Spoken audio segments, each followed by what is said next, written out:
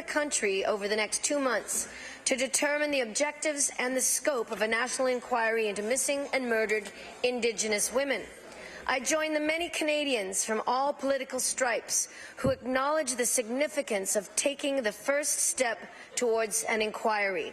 For far too long, the federal government has refused to take concrete action on this issue. As the Federal Minister of Justice said recently, the extent of violence against Indigenous women and girls is not an Indigenous problem. It's not simply a women's issue either.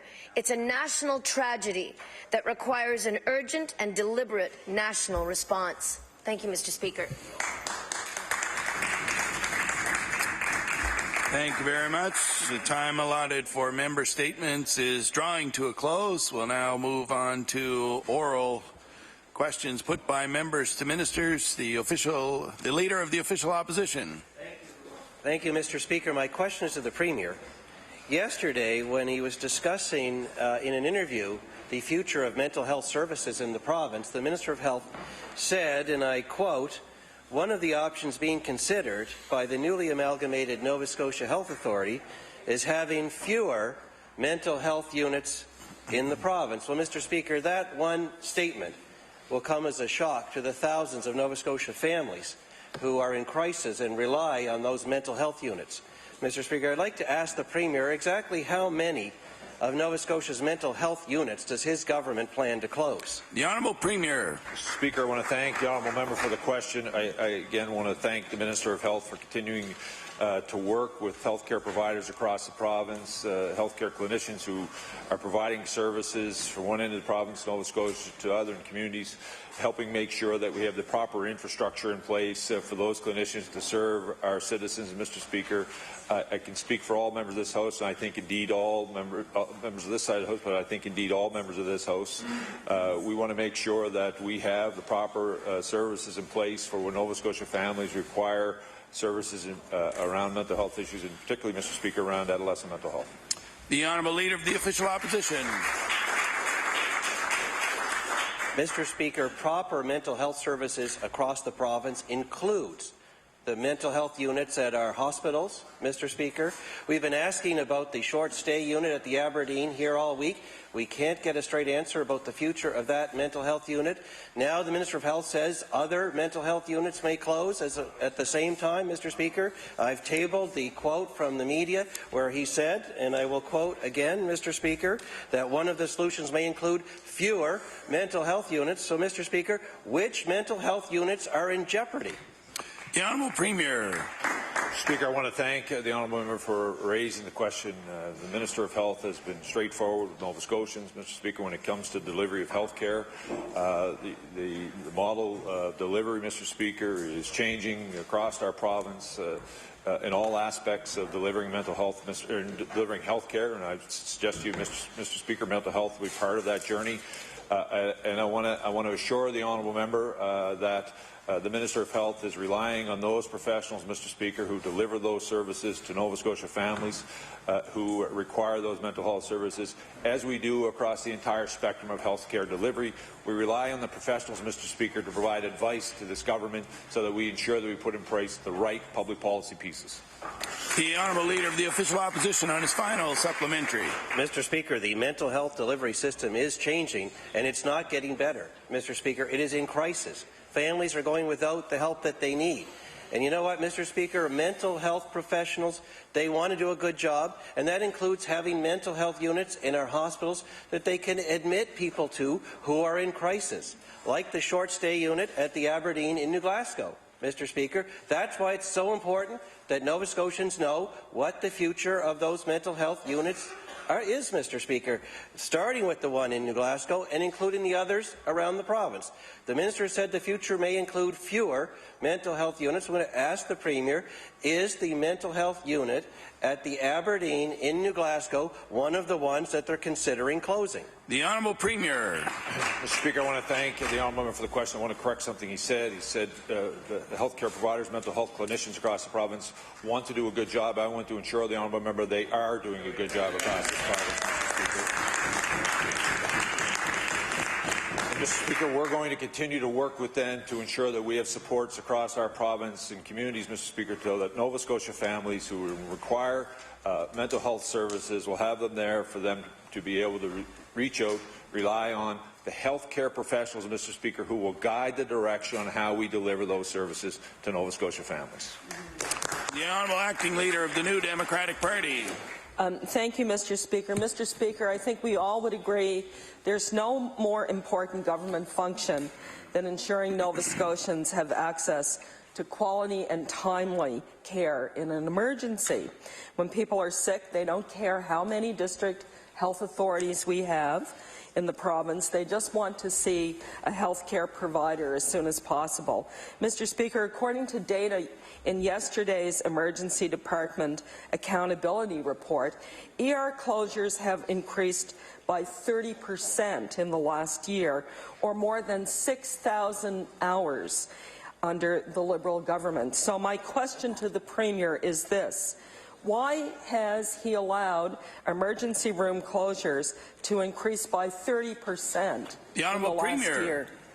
Thank you, Mr. Speaker. I want to again compliment the Minister of Health and the people in the Department of Health, Mr. Speaker, who are working with communities across this province to provide a model of care that reflects the ability in that community. We've seen a tremendous growth in the collaborative practice model. We're seeing nurse practitioners playing a much more active role in the delivery of health care. We're seeing a new residency program, that rural residency, which is now encouraging more doctors to live and stay in rural communities. We're seeing some pickup on the issues of the dedicated seats at Dal Medical School, where we fund, Mr. Speaker, providing those physicians will go to work in communities where we need them. We're beginning to see some of those changes. Mr. Speaker, I don't think anyone in this House would suggest to you there isn't more work to do, but we're going to do what we've been doing for the last 2 years, continuing to work with healthcare professionals, not for short-term fixes, Mr. Speaker, but for long-term solutions to the challenges this province faces. The Honourable Acting Leader of the New Democratic Party. Mr. Speaker, this government has not opened one new collaborative care centre in the 2 years they've been in government. And ER closures are deteriorating, Mr. Speaker. In Cape Breton, ER closures have doubled, an increase of 5,000 hours. Southwest Nova Scotia, they've doubled there as well. Guysborough, Antigonish, Strait region, ER closures are up almost 100%, Mr. Speaker. So my question for the Premier is, what is he going to do to reverse this trend and keep ERs open in communities where they're needed? The Honourable Premier. Mr. Speaker, I'm going to continue to work with healthcare providers across this province, Mr. Speaker, to ensure that we have the delivery model that works for communities across this province. This government, this Minister of Health has continued to demonstrate to healthcare providers that he's listening, that he's paying attention, that he's working with them to deliver services to Nova Scotia, and that's the direction we're going to continue to go on, Mr. Speaker, because we're not looking for a short-term solution here. We're looking for long-term, sustainable, Mr. Speaker, delivery of services for Nova Scotia families. The Honourable Acting Leader of the New Democratic Party on her final supplementary. Thank you very much, Mr. Speaker. Mr. Speaker, between 2009 and 2013, emergency room closures decreased by 21% province-wide. Mr. Speaker, in spite of this progress, the Premier in 2013 in opposition called a 21% improvement in ER closures, and I quote, an abysmal failure. And I'll table that, Mr. Speaker. 2 years later, under the Premier's guidance, emergency room closures have risen by 30%, which means emergency room closures are now worse than they were at the end of the McDonnell government, Mr. Speaker. So my question for the Premier is this: can he explain to this House why his record on keeping emergency rooms open has been, in his own words, an abysmal failure? The Honourable Premier. Thank you, Mr. Speaker. Again, I want to thank the honourable member for the question. Mr. Speaker, the solution that the former government, the New Democratic Party, had when that Minister of Health was, Mr. Speaker, wasn't about anything to do with emergency room hours. They actually closed 8 emergency rooms across this province, Mr. Speaker. Fact of the matter is, Mr. Speaker, the Minister of Health is continuing to work with healthcare providers, community organizations to ensure, Mr. Speaker, the long-term sustainable delivery of health care in communities across this province. And no matter how much, Mr. Speaker, no matter how distracted they become, Mr. Speaker, this government will stay dedicated to delivering those services to the people of this province. The Honourable Leader of the Official Opposition. Mr. Speaker, my question is to the Minister of Health. The fact of that matter is, Mr. Speaker, that the hours of closure at the collaborative emergency centres in Cumberland County increased by 64% in the last year. That's more than any other part of the province, Mr. Speaker. Cumberland County residents were sold on the use of these CECs because they would avoid closures and hours of closures in their emergency rooms, Mr. Speaker. Now those hours are up 64%. I'd like to ask the Minister of Health, can you explain to this House why the CEC hours of closure jumped 64% under his watch? The Honourable Minister of Health. Thank you very much, Mr. Speaker. During the past year, we've had a very strong and significant report done by Mary Jane Hampton around CECs. We know that in some communities they're not providing emergency care. Everybody now knows and realizes that. It's primary health care. And that's what is being delivered same day or next day. It's a great concept, and as Mary Jane found in her report, that application was not working as well in all of the 8 communities. The Honourable Leader of the Official Opposition. Mr. Speaker, the people of Cumberland County will not be comforted to know that the Minister's answer is that he commissioned a report. Mr. Speaker, South Cumberland Care Centre, the hours of closure were up 163% in 1 year. All Saints in Spring Hill, 28%. North Cumberland in Pugwash, up 49%. Mr. Speaker, that's what happened in 1 year under the Minister's watch. In other parts of the province where this happens, they do public consultation to engage the public to see what can be done to turn this around. Nothing such as that has happened in Cumberland County, Mr. Speaker. I'd like to ask the Minister to explain why there's been no public consultation in Cumberland County about this record in that part of Nova Scotia, and will he commit to a round of public consultations with the people of Cumberland to fix this problem? The Honourable Minister of Health. Thank you very much, Mr. Speaker. One thing that I can tell the honourable member is that the people of Spring Hill and that area of the province have not reached out to me, have not reached out to department about the issues they have. They have sufficient GPs that are working in their community. We know that the Provincial Health Authority has now done their clinical services review, and we'll take their recommendations on how they solve and resolve the problems that are at Spring Hill. The Honourable House Leader for the New Democratic Party. Families across the province are frequently met with the closed sign at their emergency room. They're forced to travel long distances for health care, and with the Nova Scotia winter approaching, Mr. Speaker, you can imagine how dangerous and difficult that will be for them, especially as seniors. We know that emergency room closures across Nova Scotia have increased by over 30%, more than 6,000 hours compared to last year, in addition, Mr. Speaker, in the past year. So why has the minister allowed emergency room closures to rise so dramatically in 1 year? The Honourable Minister of Health.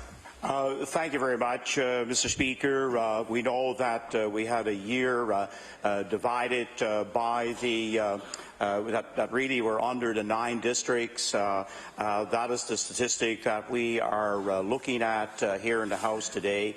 I can already communicate to the members and all Nova Scotians that the tracking and the pattern for 15-16 has a dramatically improved trending going on. Almost, I think, about 5,000 hours were among 3 hospitals, and those were pretty well all scheduled closures, summer hours that are now a pattern for many years in those communities. The Honourable House Leader for the New Democratic Party. While collaborative emergency centres have proven to be an effective way to reduce emergency closures in rural communities, the Liberal government has failed to open a single CEC in the past 2 years, in spite of numerous promises from the minister. Yesterday, in question period, the minister claimed there is no emergency care in the communities with collaborative emergency centres.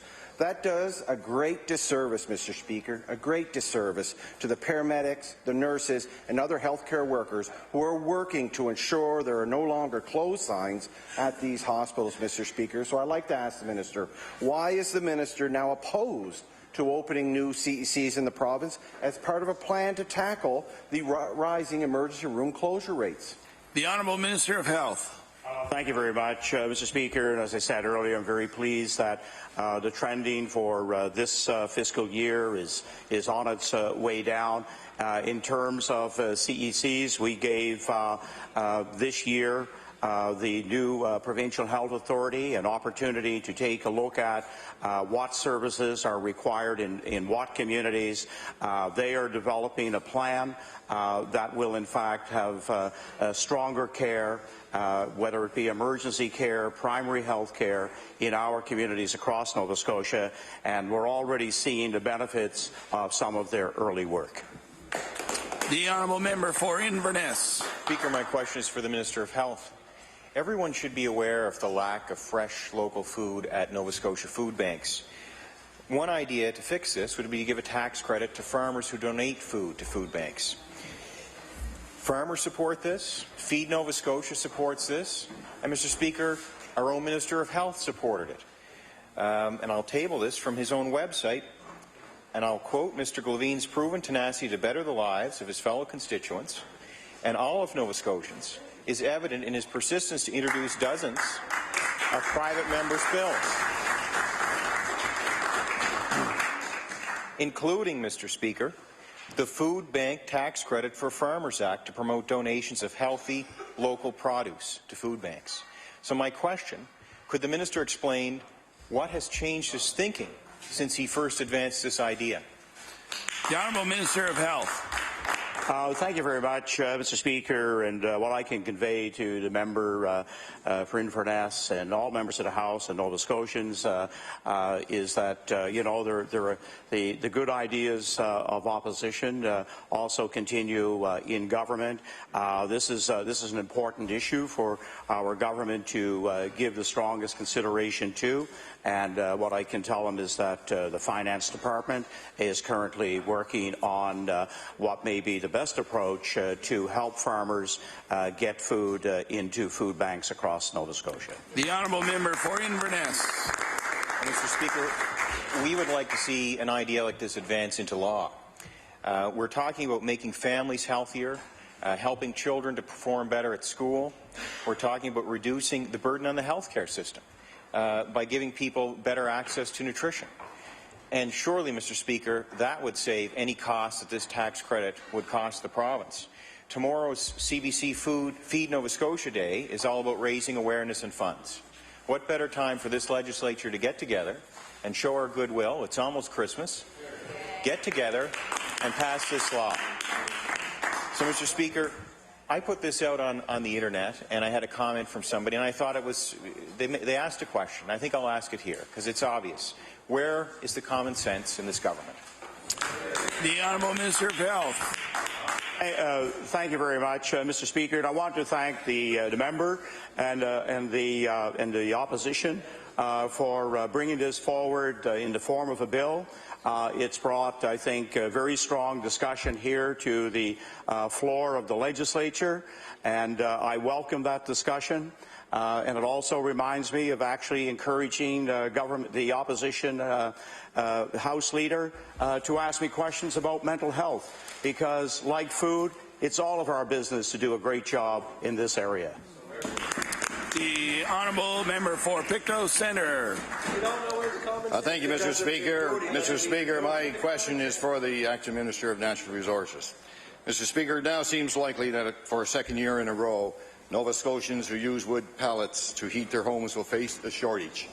With large industrial players like Nova Scotia Power in the wood fibre market, some argue that the shortage of supply is due to a competition over a scarce supply of wood byproducts and biomass materials used to make this wood product.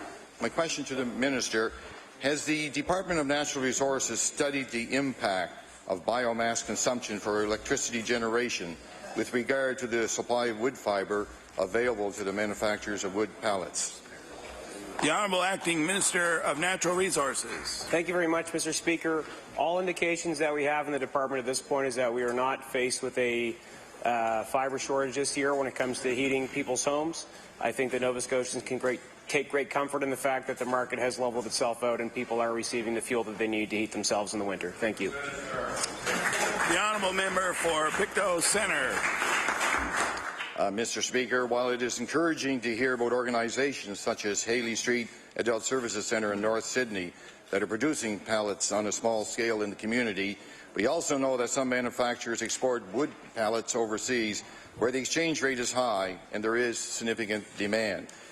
I am aware that the products shipped overseas are sometimes a different type of pallet that is used in stoves in homes. My question to the Minister, what actions has the Minister taken to encourage the production of this wood product in Nova Scotia for domestic use to ensure that Nova Scotians are not left with coal homes and unused stoves again this year? The Honourable Acting Minister of Natural Resources. Thank you very much, Mr. Speaker. Again, all indications to date is that the market has leveled itself out and we will not be faced with a fibre fuel shortage for folks in their homes. So I think Nova Scotians can take great comfort in that. When it comes to wood pellets, Mr. Speaker, if you look at the trends where the forestry sector is going, energy is playing a big part of that. Our department is very focused on keeping ahead of that trend and helping steward our great natural resource sector, forestry in particular, into the future, and I believe that energy is going to be a big part of that. Thank you. Just before we move on to the next question, I have to remind the Honourable Member for Inverness in his quoting the Honourable Minister of Health by name that it is in fact against the rules in O'Brien and Bosk. In that great parliamentary quote, it is against the rules for a member to do indirectly what therefore can be done directly. And I'll be happy to provide the details of that to you later. The Honourable Acting Leader of the New Democratic Party. Thank you. What a great speaker, Mr. Speaker. Mr. Speaker, yesterday when the Minister of Health was asked about the closure of the short stay unit at the Aberdeen Hospital, which has been closed now for 4 months, he stated that one of the options the government is considering is closing, having fewer mental health units in Nova Scotia. So my question for the Premier is this. Could the Premier please explain why closing mental health units is an option for his government? The Honourable Premier.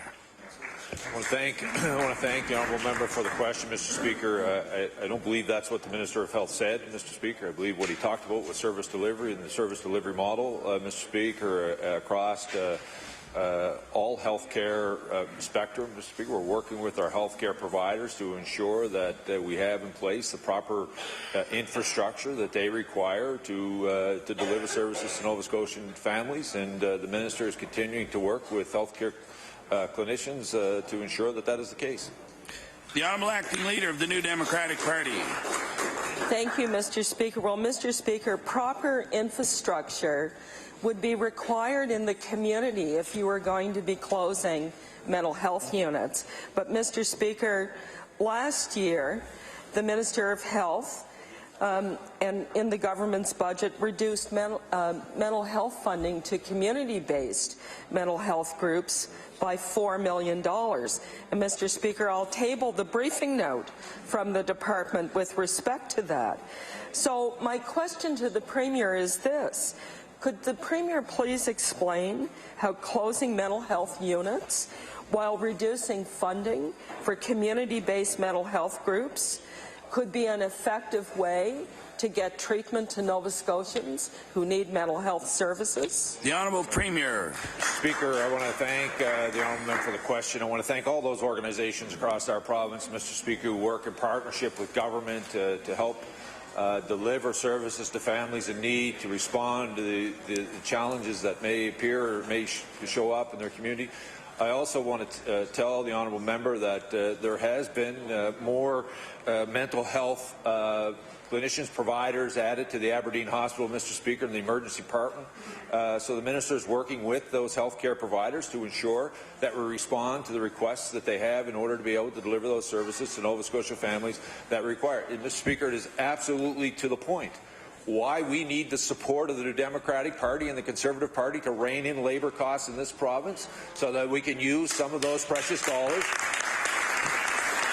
to invest, Mr. Speaker, mental health services, to respond to the need of food banks. Mr. Speaker, all of that requires an investment, and we need all of our partners to do that. So I'm really pleased to see the members of opposition stand up and endorse, Mr. Speaker, the ability of this government to get a labour mandate that we can afford to pay so that we can provide those other services that Nova Scotia families need. The honourable member for Pictou West.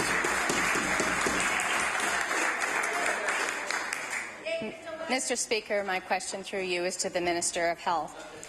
The people of the Hillside Trenton Environmental Group have been working hard to safeguard their communities from toxic pollution for years. They last met with the Minister of Health this past October. Also, they have had meetings with the past Environment Minister, now the Finance Minister, and as well with the past Energy Minister to discuss their concerns regarding fly ash from NSP. It was agreed that a urine analysis was in order to detect heavy metals. Can the Minister please give us an update with this analysis and when it will be conducted, as I'm sure he would agree that it's long overdue? The Honourable Minister of Health. Thank you very much, Mr. Speaker. And while I can tell the member opposite that while that kind of sampling of urine analysis can reveal heavy metals that may be in a person's body, we also know that the medical community, the provincial health authority, nobody has brought this forward in terms of the current medical community that are in that community. If they've consulted with some other clinician, that's fine. That's their prerogative. But this must go through the proper process in order for the department to act. The honourable member for Pictou West. Thank you, Mr. Speaker, and I want to thank the Minister for his answer. I do believe he did promise the group that this would be conducted. Given the unusual high rate of cancer and MS in this particular area of Pictou County, would the Minister agree that perhaps an epidemiological study is in order? The Honourable Minister of Health. Thank you very much, Mr. Speaker. And what we have done in terms of Pictou County is take a look at the incidence of different cancers, and the conclusion at this point in terms of Pictou County is that they don't have rates as high as some other counties in Nova Scotia. If they need to take a look, they make an actual formal request through the medical community. That has not been done, and you know, I'm not going to take the advice from the members opposite if they are currently getting advice from outside the medical profession of Nova Scotia. The Honourable Member for Northside Westmount. Thank you, Mr. Speaker. Mr. Speaker, my question is to the Acting Minister of Finance. A merger among the province's 3 accounting professions is underway. Government has brought forward legislation in support of the merger. We are now hearing from some concerned CGAs that their voices were not heard. So my question to the Acting Minister, will the Minister tell the House what steps the government has taken to ensure that all the province's accountants are heard? The Honourable Acting Minister of Finance. Thank you, Mr. Speaker, and thank you for the question. In my capacity as Acting Minister of Finance, I certainly will share with the Minister of Finance what the question is and ask that he respond to you directly. The Honourable Member for Northside Westmount. Thank you, Mr. Speaker. Mr. Speaker, it's the job of the government to ensure that when legislation comes to the House, proper consultation has been done with key stakeholders. We have seen too many examples of the government acting first and consulting later. Will the Acting Minister explain why CGAs are raising concerns this late in the process? The Honourable Acting Minister of Finance. Thank you, Mr. Speaker, and to the member opposite. I think we all recognize the importance of consultation, whether it's with any bill that's coming before the House or whether it's information that we're gathering within our department. And, you know, we always want to look at all possible stakeholders, hear their side of the story, use their information, collect that within the department, and then make informed decisions based on that information. The Honourable House Leader for the New Democratic Party. Thank you, Mr. Speaker. Tomorrow will be the 1 month. Will be 1 month since the Canadian National Institute for the Blind and their supporters protested outside this legislature. The CNIB needs sustainable funding so that their place in delivering vision rehabilitation in the province is protected. I'd like to ask the Minister, what is the Minister of Health doing to ensure that vision rehabilitation services continue to be available through the CNIB? The Honourable Minister of Health. Thank you very much, Mr. Speaker, and I'm pleased to say that both the Premier and I have met with CNIB, and we will have an announcement very shortly in terms of the short-term requirements that they have. But tomorrow I will be visiting CNIB Centre and take a look at some of their rehabilitation work. And as already been alluded to in a couple of answers here today, the CNIB do wonderful work, and we're absolutely committed to the long-term viability of CNIB. The Honourable House Leader for the Official Opposition. Thank you, Mr. Speaker. And it's our understanding that the Minister will be announcing support. The $152,000 that was cut through the Minister of Community Services will be reinstated this year, but only as a one-time funding support, Mr. Speaker. The CNIB will be forced to lay off vision rehabilitation specialists in January if they cannot get a commitment for adequate funding before then, Mr. Speaker. The CNIB is at a point where cutting the position does not mean longer wait times, Mr. Speaker. It means services that are not offered anywhere else in Nova Scotia will be eliminated. So I'd like to ask the Minister, why won't the Minister commit to long-term, sustainable funding for vision rehabilitation services through the CNIB? The Honourable Minister of Health. Thank you very much, Mr. Speaker, and I'm pleased to say that we've had some very beneficial discussions.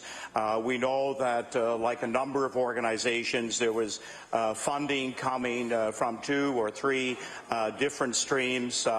Rehabilitation fits 100% under the Health Department, and in the next matter of weeks, we'll be helping and working with CNIB to chart a course for the future to continue the outstanding work that they do. The Honourable Member for Pictou East. Thank you, Mr. Speaker. My question is for the Minister of Health. I was listening intently to the Minister's commentary with respect to the Hillside situation. The people of Hillside certainly under the impression that the Minister promised to conduct a urine analysis, and they've been patiently waiting, maybe getting a little impatient in their waiting for that. And I certainly believe that the Minister promised that as well, having been in some of those meetings. But I seem to hear from the Minister today that maybe he didn't promise. So I'd just like to ask the Minister, does he feel that he promised the people of Hillside that he would conduct a urine analysis or not? The Honourable Minister of Health. Thank you very much, Mr. Speaker. And I think along the way, as you know, I had my very first meeting with the people from Hillside as a community. I had met with Peter Boyles on a number of occasions. And it's my understanding that the former Minister of the Environment had actually talked about the need for that particular test. The Honourable Member for Pictou East.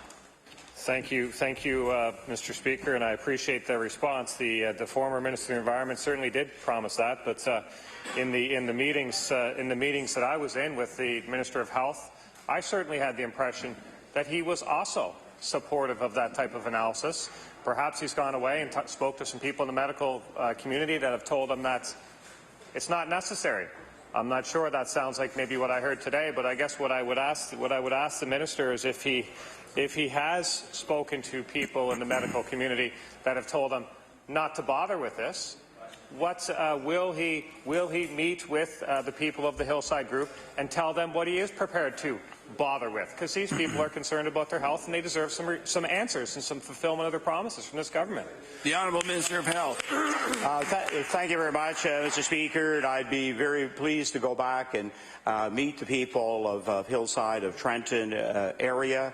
There has been no formal request made in terms of a urine analysis test to determine heavy metals. That will need to come through, medical personnel and epidemiologists that may see some benefit in carrying out that test. We have not had that request made to the Department of Health. The Honourable Member for Pictou Centre. Mr. Speaker, my question is for the Minister of Health. Mr. Speaker, currently we have a waiting list of approximately 6 individuals at the Sutherland Hare Satellite Dialysis Clinic in Pictou. Patients have to travel to Truro. My question for the Minister, Mr. Speaker, will the Minister give the members of this House an update with regard to the demand for more services for patients requiring dialysis in Pictou County? The Honourable Minister of Health. Thank you very much, Mr. Speaker. I'm aware of the dialysis challenges that a number of residents of Pictou County have. We know that this is a growing procedure that more Nova Scotians are having to receive. Again, our high rates of diabetes is one of the factors that propels that very, very high demand. I am aware of the situation in Pictou. We've addressed it with the Provincial Health Authority, and I know they are working on a solution. The Honourable Member for Pictou Centre. Thank you, Mr. Speaker. Mr. Speaker, the Aberdeen Hospital is currently under a 2-year construction phase with a new ER, labs and pharmacy being created. My question to the Minister, I've been told by an office here in Halifax that any new dialysis sites must be located in hospitals. With this new construction underway at the Aberdeen Hospital, wouldn't the Aberdeen Hospital be a reasonable site for dialysis treatment? The Honourable Minister of Health. Thank you very much, Mr. Speaker. I know that we are taking a look at the provincial program. We know that the dialysis services across Nova Scotia have had a need to expand. We know that we have a number of regional hospitals that are requesting that they have a dialysis unit, and in January there will be an update on the provincial program, as well as where satellite locations will be determined, and start the process of developing those in the future. The Honourable Member for Chester St. Margaret's. Thank you, Mr. Speaker. My question is to the Minister of Community Services.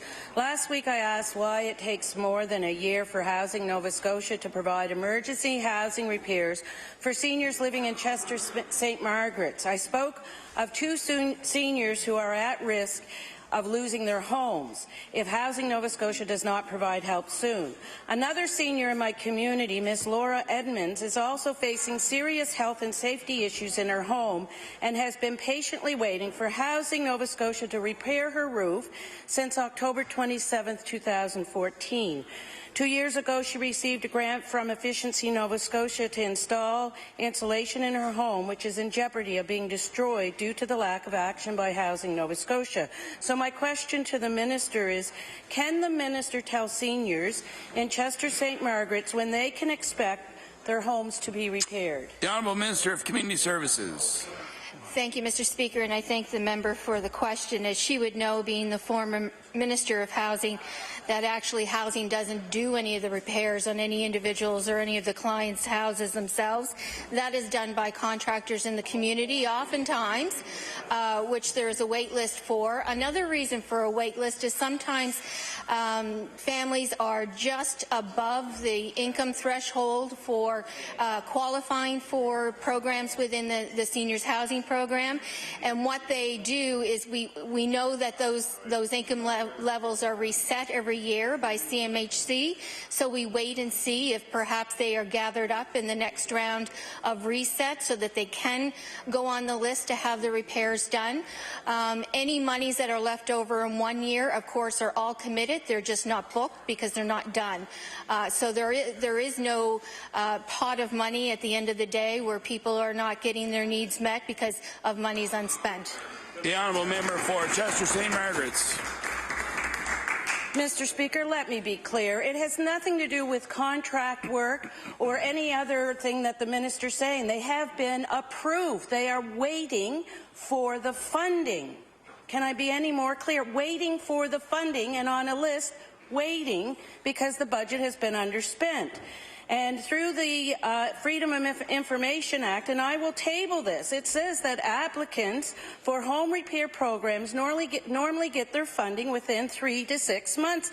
This is not happening, Mr. Speaker. The seniors are concerned about their health, the health of their family, and they're deeply concerned that they're going to be homeless. So can the minister please give us a straight answer? Nothing to do with contractors, please. Nothing to do with the level of income. It is about they're already approved. So what will the minister commit to do today to ensure that the seniors in my community can be safe and healthy in their homes? The Honourable Minister of Community Services. Thank you. And again, I just want to make it perfectly clear as well that I have been to every housing authority in this province. I know that there are wait lists, but I also know that there are mitigating circumstances in every community, from contractors, from people on wait lists trying to get the work done in their community. There are backlogs with that. I understand that. But there is no money that has not been committed and sent out to communities and to applicants that has been unspent. Not one penny. It has all been booked. Thank you. The honourable member for Pictou East. Thank you, Mr. Speaker. My question is for the Minister of Education. There are schools throughout my region, specifically East Pictou Middle School, where there is no daytime custodian. And if you think about a school filled with students with no daytime custodian, it's not a good thing, Mr. Speaker, especially heading into the winter time, and it's just something else we're, I guess, asking teachers to care for in the schools. So my Chignecto Regional School Board announced this morning that they had a budget windfall, I guess, as a result of the lower gas prices, $1 million, and that's been distributed in certain ways. But my question for the minister: has the minister had any discussions with the board about making sure that there are daytime custodians in schools, and specifically a daytime custodian in East Pictou Middle School? The Honourable Minister of Education. Thank you, Mr. Speaker. And to the member opposite, I think one of your colleagues also asked a question earlier in the session about custodians in our schools. My response then will be the same as it is today, or was the same, and that is that the allocation of custodians to schools is by formula that's used by the board. The board would determine what level of custodial care was required in each of their buildings, and they would assign their staff to that. The funding that comes from the department to the board is used by the board to respond to the many needs that they have. And if there's a concern about the level of custodial care, I would suggest to the member that that concern come through his MLA to the board, or through his board member to the board, to make sure that those concerns from that particular community and from that particular MLA get to the decision makers, which would be the board members. The honourable member for Pictou East. Thank you, Mr. Speaker, and I would like to assure the members of this House that my MLA is a very good MLA, but it doesn't. Last week we had the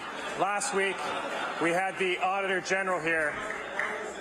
The Auditor General was here last week raising concerns about the department holding the boards accountable, and I share those concerns that the Auditor General raised. And my question is, it's not acceptable to me that we have schools without a daytime custodian. There's always been daytime custodians in these schools, and now there's not. So the funding formula may have changed. The school sizes certainly have not, but it's just not right. So my question for the minister: does the minister feel as the Minister of Education, that it's completely acceptable to have schools that do not have a daytime custodian. The Honourable Minister of Education. Thank you, Mr. Speaker. And as I've said earlier, the decision about the allocation of services to schools is made at the board level by the elected board members based on recommendations that they would get from their staff. And that is a responsibility that boards have, and I will leave that responsibility to them. That's not to say, Mr. Speaker, that we do not monitor the effectiveness of the use of funding that comes from taxpayers through us to the schools. And we certainly are asking boards to be accountable, and that's why I'm asking this member to take that concern, and I would be anxious to know, and I will find out what formula that particular board is using to allocate their custodial staff. The honourable member for Northside Westmount. Thank you, Mr. Speaker. Mr. Speaker, my questions to the Minister of Labour and Advanced Education. Last fall, the Department of Labour and Advanced Education brought its draft Phase 2 Occupational Health and Safety regulations to the public. After receiving significant negative feedback and concerns, especially from small businesses, the Department indicated it was putting on the brakes to this process in February. Will the Minister tell the House what the plan is going forward with Phase 2 of the Occupational Health and Safety regulations? The Honourable Minister of Labour. I want to thank the honourable member for his question, and I think we all remember the day when the member for Pictou Centre stood up and read out the very complicated chemical formula that folks had to follow under some proposed regulations, and chemistry was never my strong suit, but it was pretty confusing. So we've actually gone back and we've developed a clearer, more comprehensive engagement plan. We hope to have that signed off on soon, and we expect to be back out to the community in the coming year. The honourable member for Northside Westmount. Thank you, Mr. Speaker, and I thank the Minister for her answer. Nova Scotians want modern and effective occupational health and safety regulations that work for employers and keep workers safe. Stakeholders told the Department that the draft brought forward by the Department had many components that were not workable. Complex, confusing language and equations that do not work for small employers without dedicated HR of occupational health and safety staff. The vast majority of employers want to create a safe workplace but need clear, straightforward regulations to help them. My question to the Minister, will the Minister commit to bringing forward regulations that work for employers and workers and improve on the complicated and flawed draft brought to Nova Scotians last fall? The Honourable Minister of Labour. I want to thank the honourable member, and I do want to let him know that in addition to going out with this plan in the new year, we're also looking at opportunities to engage with the community on a regular basis. So, for example, we've developed a toolkit for small employers around occupational health and safety, and we're making sure that we're using our opportunities when we're out doing occupational health and safety blitzes, that we actually include an educational component in there, because what we found is when we use clear, simple language and we listen to the community, we get better results. So thank you to the honourable member for the question. The Honourable House Leader for the New Democratic Party. Mr. Speaker, lifting the cap on university tuition is one in a long line of short-sighted decisions this government is struggling to contain. On Tuesday, NASCAD's Board of Governors voted to increase tuition by 27%. For graduate students, tuition is going up 30%. I'd like to ask the Minister of Advanced Education, when will the Minister of Advanced Education reverse her decision to take the cap off university tuition? The Honourable Minister of Labour and Advanced Education. I want to thank the honourable member for the question and advise him that, in fact, the cap is still in place. We are allowing a market adjustment, as we indicated previously. The member did, I think it was the member who did raise the question last week or a couple of weeks ago. In the particular case of NASCAD, they had students who were paying for 4 courses, but were able to take a 5th and 6th for free, and we just think that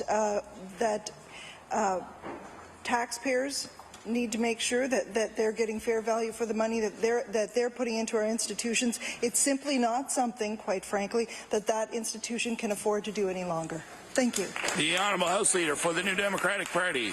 No matter how many times the minister says they didn't lift the cap, Mr. Speaker, Nova Scotians know. University students know. When they're facing a 27% increase and that's not lifting the cap, what is it, Mr. Speaker? Students are concerned. In NASCAD alone, enrollment is down by well over 119 full-time students. And, Mr. Speaker, that is concerning for the students that are there currently. 27 and 30% increases facing those students. Mr. Speaker, what is the minister going to do to ensure that enrollment in our universities go in the opposite way, not decline, but increase? And under the lifting of the cap, Mr. Speaker, it's not going to help. What is the minister going to do to ensure that our universities are thriving here in Nova Scotia? The Honourable Minister of Labour. I want to thank the honourable member for the question. I can tell you what I won't do. I won't do what that party did when they were in power. After getting a report talking about the fragility of our university system, they turned around and cut $35 million. And that's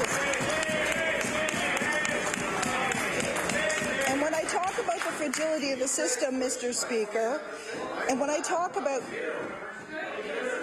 Order, please. The Honourable Minister of Labour has the floor.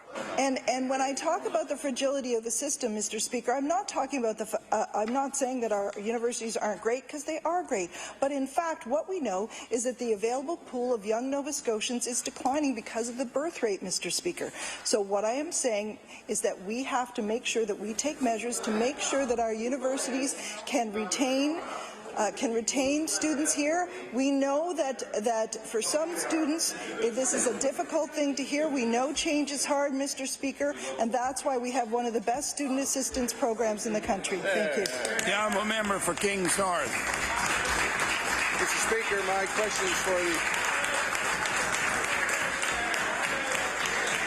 is for the acting minister of... Order, please. The Honourable Member for Kings North. Nova Scotia's lobster industry is worth $400 million. Recently, there are reports about a green crab virus that can affect lobster. What is the minister? Order, please. Time allotted for oral questions put by members to ministers have expired. Just before we move on to government business, the Honourable Minister of Municipal Affairs on an introduction. Thank you, Mr. Speaker. Just to explain why I was so well behaved today, my mother, Joanne Bashira, is in the audience here in the Eastern Gallery. And, Mr. Speaker, as the Premier has taken the liberty to do every chance he gets to remind myself, she is why I've been elected twice to this legislature, Mr. Speaker, but of course I owe her for much more than that. My mother was a teacher for over 30 years in Yarmouth and has had a great contribution to our community, Mr. Speaker. And as we prepare for a new influx of immigrants, I think it's time we take time to reflect on the great generational impact that families of immigrants have had on our communities, Mr. Speaker, and get excited for the great opportunities that present us in the future as we welcome new people to our shores.